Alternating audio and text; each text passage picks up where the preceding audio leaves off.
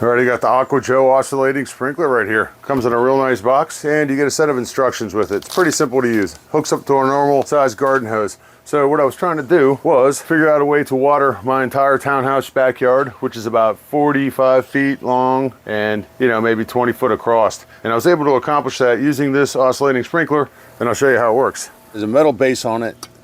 Nice. The hose hooks up right here, super simple. Connects to a normal hose end, nothing to worry about right there. Here's your oscillating sprinkler section.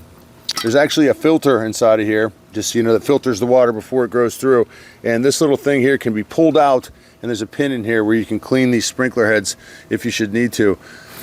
This thing will throw water a pretty good distance.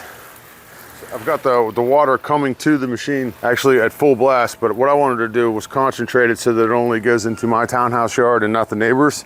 And the way I was able to accomplish that was by adjusting the water pressure on the other end of that. So right now I've got it dialed down a bit, but if I open it wide open, here it comes, look at that. I got it wide open, now it's all coming inside. Not what I wanted to do.